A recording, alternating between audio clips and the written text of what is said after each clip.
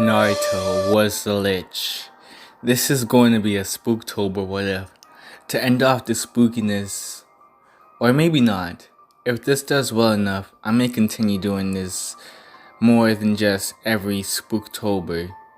By the way, I do have a Discord. If you want to join, I will leave the link to it in the description. Time to get on with the what if. When Naruto was born, there was something peculiar about the child. Even his parents acknowledged it. For some reason, his sclera was black, and Minato could swear that his piercing blue eyes switched to green sometimes. He figured that the change of eye color was just his imagination, though. Their happy moment didn't last long, though. Things only ever spiraled downwards from there. This masked man appeared and ruined everything. In the end, he had to use the Reaper Death Seal in order to save the village from further destruction. He ended up sealing half of Kurama into his son. He really wished things could have gone differently, but this was the best he could do in such a situation. Minato apologized to his son for having to leave him so early on in his life, and his soul was taken from him by the Reaper. Naruto didn't cry though.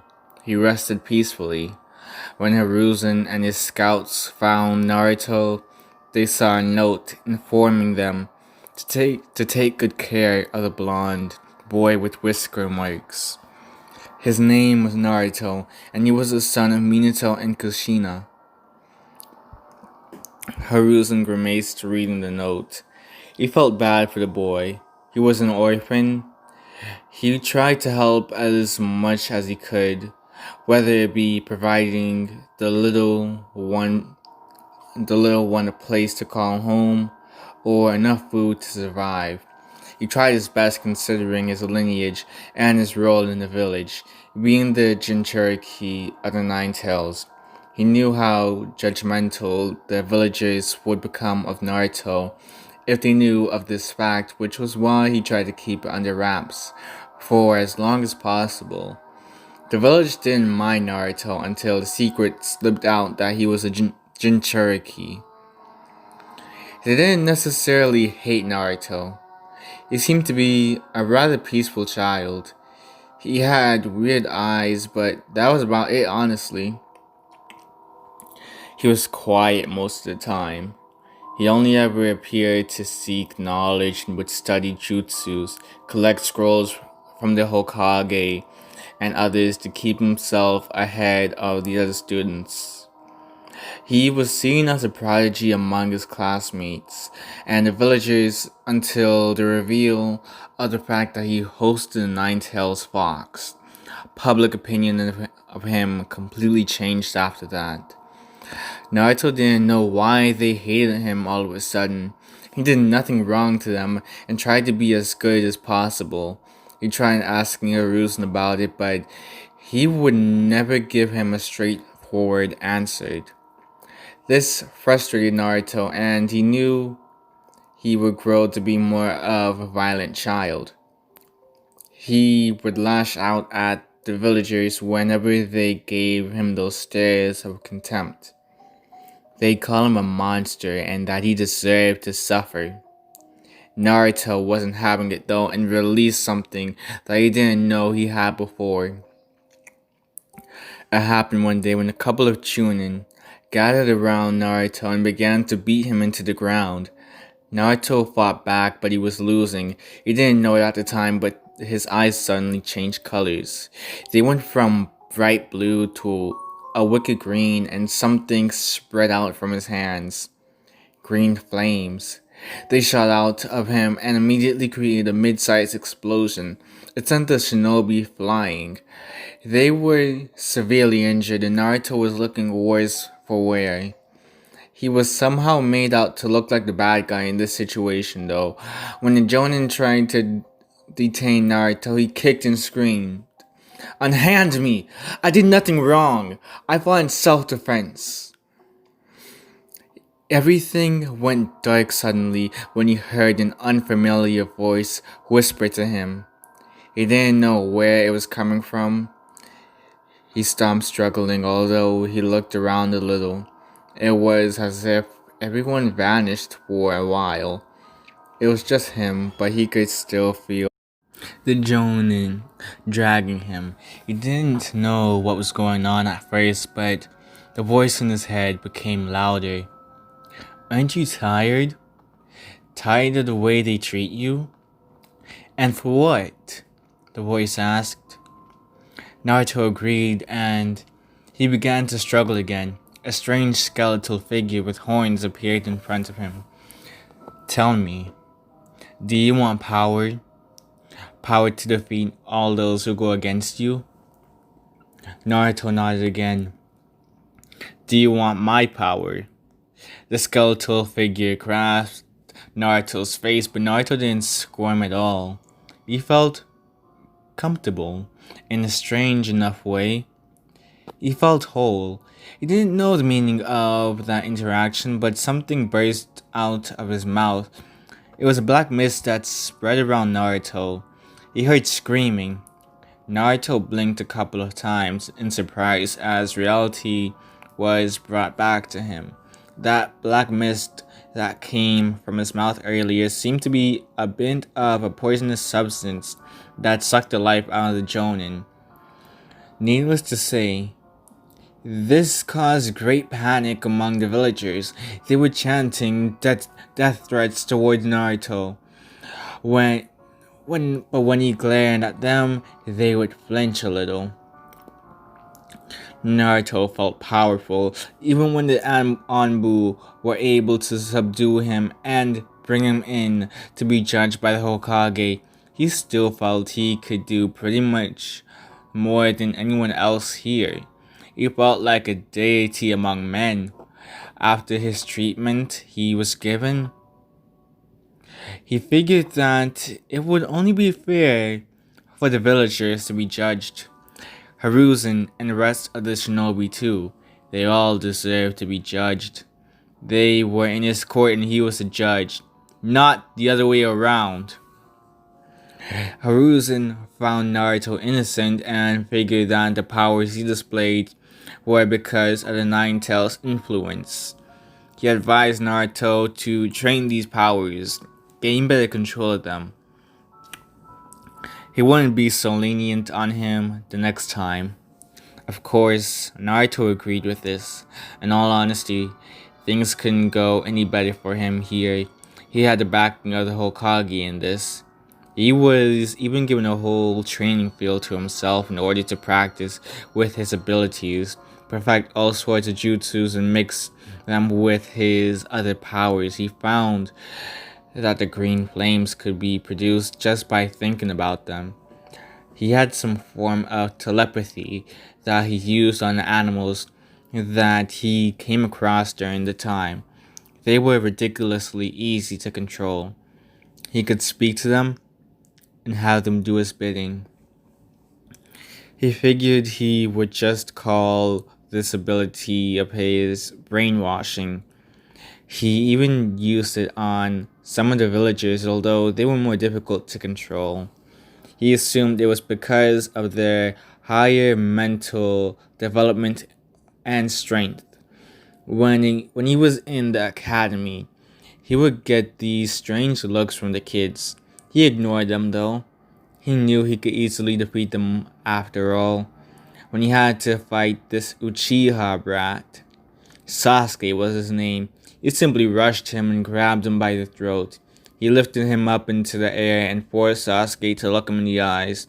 Sasuke could hear Naruto's voice in his head, but his lips weren't moving. He didn't know how Naruto was doing it, even when Iruka told Naruto to drop Sasuke.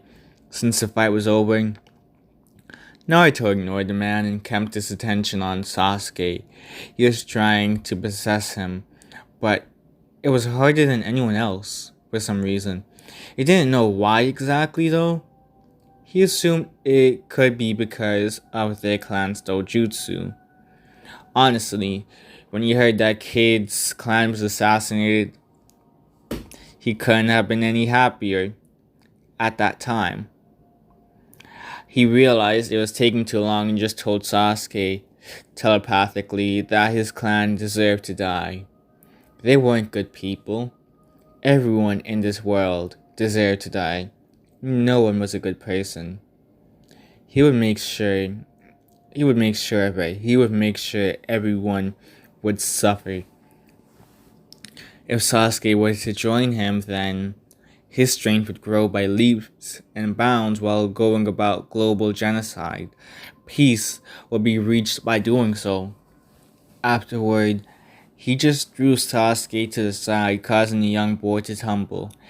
Everyone looked at Naruto even more different now. The way he was able to just so easily one-shot Sasuke and under so little time was unexpected, to say the least. They knew Naruto was a prodigy, but so was Sasuke. They didn't know for certain who was the better prodigy until what happened back there, though. Over the next couple of days, that was what everyone only ever thought about. Sasuke was no exception. He looked at Naruto a couple of times throughout the upcoming days. He was confused about what Naruto did to him during that fight when he started telepathically speaking to him. He wanted to know just what Naruto could do. The boy was a prodigy and he was physically strong as well. The thing that confused Sasuke the most about that interaction though was what Naruto told him. Just what was he going on about? Everyone deserved to die? What was Naruto judging them or something? He didn't know. He didn't want to approach the blonde-haired boy. Not yet, anyway. He would eventually, once he was stronger. He realized he was still too weak to even approach Naruto, but he kept tabs on him. The years would go by and Naruto would continue to develop with the rest of his class. What was really peculiar about Naruto was the fact he began to grow horns. Hiruzen had no explanation for this development. This wasn't the only change about Naruto either. He, for whatever reason, began to develop cracks along his face. It was a strange sight indeed, but other than that, Naruto seemed to progress quite well. He wasn't causing as much trouble as he used to when he was first discovering his abilities, and he also developed incredibly well in the academy. He was able to master several jutsus throughout his time at the academy and had decent chakra control. He needed some work when it came to making clones, so they always ended up coming out odd. Sure, they were fully functional, but they were skeletons with horns for some reason. Not proper clones. Not exact replicas of Naruto, at least in appearance anyways. Mizuki came up to Naruto one day and informed him of a way to graduate. Naruto knew a deceitful person when he saw one, but he decided to play along with Mizuki. He would be a good alibi. He ended up stealing the Forbidden Scroll and read through it while waiting for Mizuki. He ended up reading about the Shadow Clone Jutsu and he mastered it. He mastered that quite quickly. That was boring in his opinion though. He read through the scrolls some more to find some more jutsus that would probably interest him. That was when he came across this jutsu, the Edo Tensei. It felt as if this jutsu was practically calling his name. He read through it and became absorbed in what it could do. When Mizuki came and ordered him to give the scroll over to him, Naruto refused. He called him a monster, but Naruto already knew he was. When he mentioned the Nine Tails though, he actually blinked in surprise. So, there was a being that was living in his body that he didn't know about up until now. fascinating. He made several shadow clones, proper clones of himself, and surrounded Mizuki. He looked at Aruka and smiled a little before the shadow clones poofed. There's no need to waste so much chakra on rubbish like you. I'd rather do this. Naruto spoke. Just like that, green flames began to cover the branch Mizuki was standing on. His eyes widened, and he leaped to the next tree, which also caught on fire. The fire started to spread to him. He panicked. He didn't know what this Jinchuriki was doing. How was he doing this? Mizuki screamed in fear as he was being burnt alive. After everything was done with, Mizuki's remains were nowhere to be seen, and the forest was burning down. Naruto handed Aruka the forbidden scroll, and he was made a genin. Or at least that's what Aruka thought. In actuality, Naruto ended up switching out the forbidden scroll for a copy he made. He kept the real one under wraps. He wanted to learn more about this Edo Tensei. This jutsu was interesting. And that's how I'm going to be ending it off. New X Titan, or whatever my name is on this channel. This is a secondary channel, by the way. Signing out. Remember to like, share, comment, and subscribe. Subscribe to this secondary channel and subscribe to my main channel, King Titan X. And besides that, I have nothing else to say. Goodbye, people.